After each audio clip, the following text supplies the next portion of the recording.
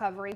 Let me show you what's going on with your forecast now, because luckily Mother Nature kind of given us a break here from this significant rain. However, we do anticipate high heat and high humidity, and we know that's going to only make it harder for not only search and recovery teams, but also TxDOT and everybody trying to rebuild and recover and clean from what happened over the last 2.5 weeks. But radar is quiet. That's the good news. We do have some low clouds here on our LA Medical Emergency Room camera there in Bastrop. Temperature wise, we're sitting in the 70s pretty much everywhere.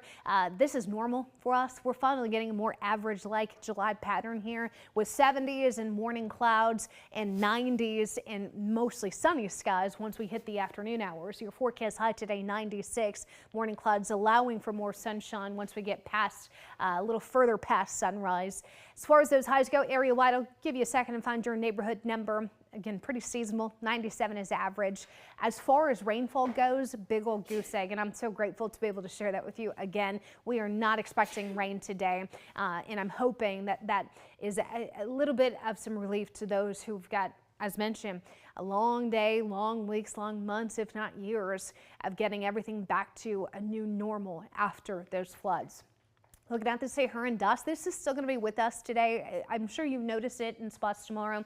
Another day of that Saharan dust plume bringing our air quality down to the moderate category here, which means most of us probably won't have any impacts. But if you're unusually sensitive to some of that particulate matter, if you've got allergies, asthma, respiratory illnesses, you might notice some more of those impacts, so maybe more time inside than out today.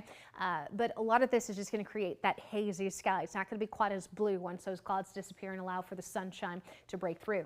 Ridge of high pressure building over the area, strengthening, expanding. This is going to keep the storm track well to the north over in the next several days.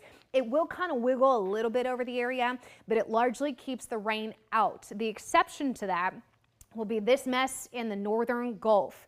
Now with lower odds of further organization, that's the good news, but the impacts remain the same. Heavy rain and a flooding concern right here along coastal Alabama, Mississippi, and even Louisiana. I think Alabama, Louisiana in particular, looking at some of those higher impacts here when it comes to rainfall, that could be upwards of half a foot, isolated spots of 10 to 15 inches. A little bit of that gets over the state line. Out towards Beaumont, we could see some heavy rain, but only an isolated shower possible in our far eastern counties on Friday. Tomorrow, and a little more cloud cover, that's it. I will warn you though, look at where we're going. This is where we are right now when it comes to the hurricane season.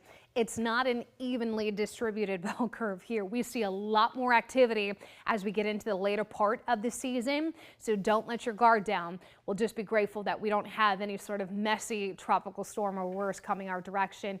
Only impacts would be more cloud cover, a few isolated showers in our eastern counties tomorrow, and maybe a couple degrees cooler because of the clouds. Highs in the mid to upper 90s, morning clouds, afternoon sunshine, lows in the 70s. Repeat pattern every day for the next week. Erica?